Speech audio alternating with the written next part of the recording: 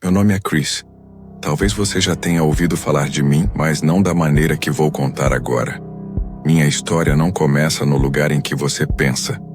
Antes de mansões abandonadas, antes de pesadelos escondidos em laboratórios, secretos antes mesmo de eu vestir um uniforme, houve um tempo em que eu era apenas um garoto tentando encontrar meu caminho no mundo. Eu não quero revelar ainda quem eu me tornei. Quero que você entenda primeiro como tudo começou, porque, no fundo, não foi o que escolhi ser. Foi o que a vida me obrigou a ser. Cresci em uma pequena cidade no interior dos Estados Unidos. Minha família era comum, mas unida. Meu pai trabalhava como mecânico em uma oficina que cheirava a graxa e óleo queimado. Passava horas consertando motores e sempre me dizia que cada peça, por menor que fosse, tinha sua importância. Minha mãe era enfermeira no hospital local. Era o oposto do meu pai em muitos sentidos. Calma, paciente, sempre pronta para ouvir. Foi dela que herdei esse impulso de ajudar os outros. Eu era o irmão mais velho. Claire, minha irmã caçula, era a luz da casa.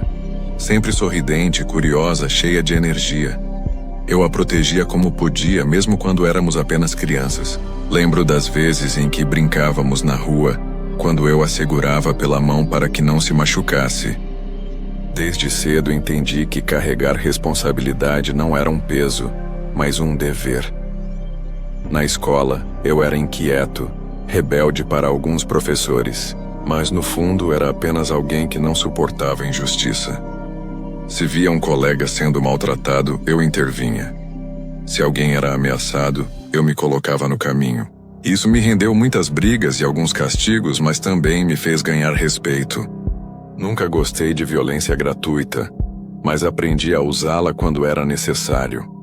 À noite, quando a casa ficava em silêncio, eu ficava imaginando que havia algo maior para mim. Como se a vida estivesse preparando uma estrada que eu ainda não conseguia enxergar. Mal sabia que essa estrada seria coberta de sangue e dor. Assim que terminei a escola, tomei uma decisão que mudaria tudo. Me alistei no exército. Meu pai tentou me convencer a ficar, a seguir um caminho mais estável, talvez cuidar da oficina. Mas eu sabia que não era isso que queria. Minha mãe chorou e Claire me abraçou com força, como se não quisesse me soltar. Eu prometi que voltaria, que me tornaria alguém de quem elas poderiam se orgulhar. O treinamento foi um inferno. Acordávamos antes do sol nascer. Corríamos quilômetros carregando peso. Rastejávamos na lama. Suportávamos calor escaldante e frio congelante. Os instrutores não perdoavam falhas. O corpo doía. Os músculos queimavam. Mas o que realmente era testado era a mente. Quem desistia não era porque faltava força, mas porque não suportava a pressão. Foi nesse ambiente que forjei amizades que ainda ecoam na minha memória. Mike, o atirador de elite, era um homem de poucas palavras, mas de pontaria perfeita. Ele enxergava o mundo como um quebra-cabeça de distâncias e cálculos. Donovan era o oposto. Enorme, barulhento, sempre contando histórias exageradas que arrancavam risadas até dos mais sérios. E Jake? Jake era meu parceiro, quase como um irmão. Treinávamos juntos, errávamos juntos, aprendíamos juntos. Criamos uma confiança que só é possível quando duas vidas dependem uma da outra. Minha primeira cicatriz emocional veio cedo. Estávamos em um exercício noturno de sobrevivência em floresta fechada. O ambiente era hostil e a tensão estava no ar. De repente, uma explosão ecoou na escuridão. Uma granada mal manuseada. 2 recrutas não resistiram. O cheiro de pólvora, o grito sufocado, o silêncio que se seguiu. Tudo ficou gravado na minha mente. Foi ali que percebi. A morte não avisa. Ela simplesmente chega. Meses depois, veio a primeira missão real. Fomos enviados para o Oriente Médio, em uma operação que parecia simples, Mas nada saiu como o planejado. Fomos emboscados em uma vila abandonada. O calor era sufocante. A poeira levantava com cada passo, e os disparos vinham de todos os lados. Foi um caos. Gritos, ordens confusas, sangue no chão. Jake foi atingido. Corri até ele, segurei sua mão, tentei estancar o sangramento. Ele me olhou com olhos marejados e disse: "Vai, Chris, termina o que começamos." Mas eu não queria terminar nada sem ele. Tentei arrastá-lo, tentei salvá-lo, mas não consegui. Senti sua mão escorregar da minha, fria, sem vida. Esse momento me assombra até hoje. Perdemos muitos naquela noite. Cada corpo que ficou para trás era uma lembrança do quão frágil é a linha entre estar vivo e ser apenas memória. Depois de anos no exército, percebi que aquela vida estava me corroendo. Eu lutava, mas às vezes nem sabia por quê. As ordens vinham de cima, muitas vezes sem sentido. Interesses políticos se sobrepunham às vidas humanas. Eu não queria ser uma peça de tabuleiro. Queria estar mais próximo das pessoas que eu protegia. Foi quando decidi sair e me tornar policial. A mudança não foi simples. O mundo civil era diferente, com suas próprias regras e corrupções. Muitos colegas não confiavam em mim de imediato. Achavam que eu era só um soldado bruto tentando se adaptar. Mas aos poucos, provei meu valor. Mostrei que disciplina, coragem e determinação não eram apenas coisa de guerra. As ruas de Raccoon City eram um campo de batalha diferente. Ali não havia emboscadas armadas por insurgentes, mas sim violência cotidiana. Gangues, tráfico, crimes passionais. Cada dia era uma luta contra um tipo diferente de monstro. E eu aprendi que não precisava estar em uma guerra para ver o pior lado da humanidade. Ainda assim, havia esperança. Conheci policiais que realmente se importavam, que arriscavam tudo, por estranhos. E isso me manteve firme.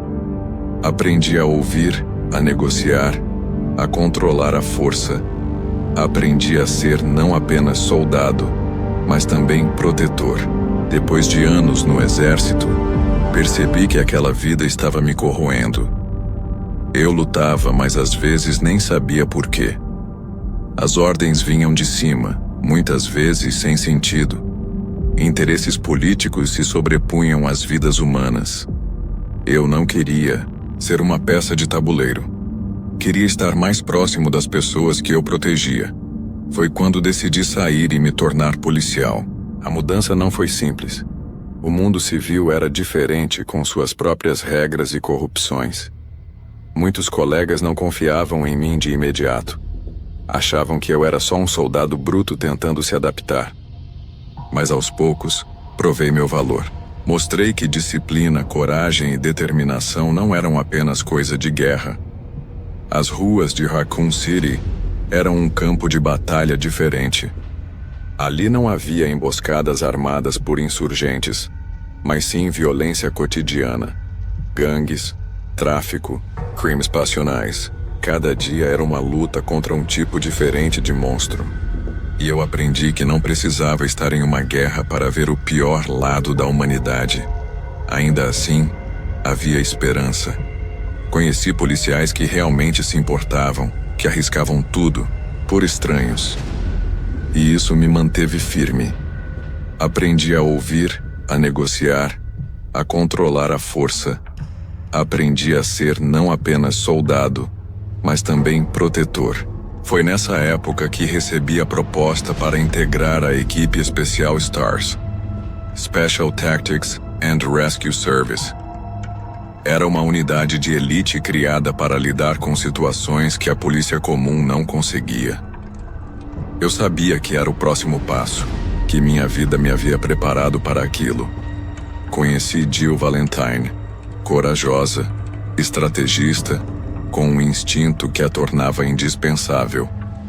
Barry Burton, experiente, quase uma figura paterna, sempre pronto para proteger seus companheiros. Rebecca Chambers, Jovem, mas brilhante, com conhecimentos médicos que salvariam vidas. E claro, Albert Wesker, o capitão. Sempre com sua postura calculada, sempre frio, sempre controlando a situação.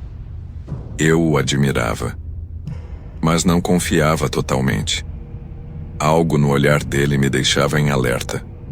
Treinar com aquela equipe foi como encontrar uma nova família. Cada um trazia habilidades únicas e juntos nos tornávamos imbatíveis. Mas também havia algo maior se aproximando. Algo que ninguém ali poderia prever. Primeiro vieram os relatos. Casos estranhos nas montanhas Arklay, perto de Raccoon City. Pessoas encontradas mortas em circunstâncias grotescas, como se algo selvagem, ou pior, tivesse caçado cada uma delas. A cidade entrou em pânico. A imprensa inventava teorias, mas a verdade era muito mais obscura. Fomos convocados para investigar. Não estávamos sozinhos. Havia outros comigo. Pessoas que até hoje guardo na memória como companheiros de algo muito maior do que todos nós. Mas naquela noite, dentro do helicóptero, nada parecia tão claro. Jill estava séria, Barry inquieto, Rebecca nervosa. E Wesker, com aquele olhar que parecia enxergar além de todos nós. O som das hélices misturado ao vento me fazia pensar em tudo que me trouxe até ali. Claire, meus amigos de farda, os que perdi, as noites em claro, as cicatrizes. Tudo apontava para aquele instante. Eu sentia dentro de mim que não havia retorno. De repente o rádio chiou com uma transmissão incompleta da equipe Bravo. E então, silêncio absoluto. O piloto trocou um olhar sombrio conosco. Algo havia dado terrivelmente errado. Fechei os olhos por um instante tentando reunir forças. E foi nesse momento que percebi: tudo o que vivi até agora foi apenas um prelúdio. O verdadeiro pesadelo estava prestes a começar. O helicóptero cortava o céu da noite. O vento frio batia contra o vidro da cabine. Mas a tensão que nos envolvia era muito mais gelada que o clima lá fora. Jill estava ao meu lado, concentrada. Barry ajeitava sua arma tentando disfarçar o nervosismo. Rebecca mal conseguia ficar parada. E Wesker apenas observava em silêncio como se tudo estivesse sob controle. De repente o rádio estourou em um chiado. Uma voz entrecortada pela interferência soava desesperada. Equipe Bravo, emboscados, criaturas, meu Deus, eles estão... E o som se perdeu em estática. O piloto nos encarou de relance. Todos sabíamos, algo terrível tinha acontecido. Descemos em uma clareira próxima. O chão estava úmido e o ar carregava um cheiro estranho, metálico, como se sangue impregnasse a vegetação. Seguimos em formação, atentos. Eu respirava fundo, tentando controlar o coração acelerado. De repente, um som, um rosnado grave vindo da escuridão. O que emergiu das sombras não era um lobo comum. Os olhos brilhavam com uma fome inumana. A pele rasgada revelava músculos expostos. Eram cães, mas não de verdade. Criaturas deformadas, mais próximas de pesadelos do que de animais. Eles avançaram contra nós com velocidade mortal. Disparos ecoaram. Jill atirou com precisão. Barry abriu fogo com a força de um trovão. Eu senti o impacto da adrenalina percorrer meu corpo enquanto puxava o gatilho. Mas não importava quantos caíam. Sempre parecia haver mais. Até que ouvimos o grito do piloto, vindo do helicóptero. Quando olhei para trás, o fogo já consumia a aeronave. Corram! Wesker ordenou, e sem pensar duas vezes nos lançamos pela mata. Corremos por entre árvores, tropeçando em raízes, ouvindo os rosnados cada vez mais próximos. Minha respiração ardia nos pulmões. O suor escorria pela testa. Então, diante de nós, surgiu a silhueta de uma construção imensa, iluminada, Apenas pela luz pálida da lua, uma mansão. Imponente, silenciosa e ao mesmo tempo sinistra. A porta de madeira escura parecia nos convidar e ameaçar ao mesmo tempo. "Entrem", gritou Barry, empurrando Rebecca para dentro. Fechamos a porta atrás de nós. O silêncio caiu de repente. Apenas nossa respiração pesada preenchia o ar. Estávamos vivos. Mas algo dentro de mim dizia que havíamos acabado de trocar um inferno por outro. Olhei em volta. O saguão principal da mansão era amplo, com escadarias duplas, lustres antigos e um ar de abandono. Mas não parecia vazio. Era como se a casa inteira estivesse observando. Não demorou para percebermos que algo não fazia sentido. Havia móveis cobertos de poeira, mas também sinais recentes de movimentação. Portas trancadas, corredores longos e um silêncio que chegava a doer nos ouvidos. Wesker, sempre firme, dividiu as tarefas. "Precisamos investigar. Descubram o que aconteceu com a equipe Bravo." E foi assim que começou nossa descida para o abismo. Barry seguiu para a ala oeste. Jill foi comigo para explorar o corredor principal.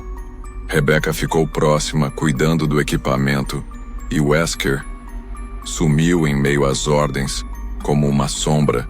Ao abrir a porta, o corredor se revelou diante de mim. Um espaço estreito, úmido, iluminado apenas pela fraca luz de um candelabro na parede. O silêncio era sufocante, exceto pelo som ritmado. Passos arrastados, lentos, desumanos. O ar estava pesado, cheirando a mofo e ferrugem. Meu estômago se revirou quando percebi que não era ferrugem. Era sangue. As manchas secas no chão conduziam a uma silhueta curvada, ajoelhada sobre algo. Me aproximei devagar, com a arma firme nas mãos, o coração martelando no peito. O som de mastigação ecoava pelo corredor. Gritos abafados do passado me vieram à mente, lembranças da guerra. Mas aquilo não era humano. E então ele se virou. Rosto, ou o que restava dele, estava coberto de sangue, a boca escorrendo fios vermelhos. Os olhos eram leitosos, mortos, mas ainda assim me encaravam com uma fome incontrolável. A pele pendia em retalhos, revelando carne apodrecida. Por um segundo, eu congelei. Não era medo comum. Era como olhar o impossível. Como se a própria morte tivesse levantado para me receber. O zumbi deu um passo, depois outro. O som dos ossos estalando ecoava no corredor. Eu apertei o gatilho. O disparo sacudiu o ar. O eco da explosão bateu contra as paredes, mas a coisa continuou vindo. Meu Deus. Escapei entre os dentes. Jill apareceu atrás de mim, sua voz firme, mas trêmula. "Chris, atira de novo." Mais tiros. O sangue jorrou, mas a criatura só caiu depois do terceiro disparo. Caiu com um gemido grotesco, como se ainda tentasse alcançar nossos pés. O silêncio voltou, mas meu peito queimava como se eu tivesse corrido quilômetros. Olhei para aquele corpo, estendido, e percebi com absoluta clareza uma verdade que mudou tudo dentro de mim. O que jaz morto pode se levantar outra vez. A mansão não era apenas uma casa. Era um labirinto. Cada porta levava a um corredor mais escuro. Cada corredor escondia segredos. Documentos rasgados, diários de pessoas que pareciam ter enlouquecido dentro daquelas paredes. E sangue. Muito sangue. A cada passo a tensão aumentava. Ouvíamos sons distantes, correntes, portas batendo, passos que não eram nossos. A mansão estava viva e faminta. Foi nessa primeira noite, ainda presos na mansão, que percebi uma verdade cruel.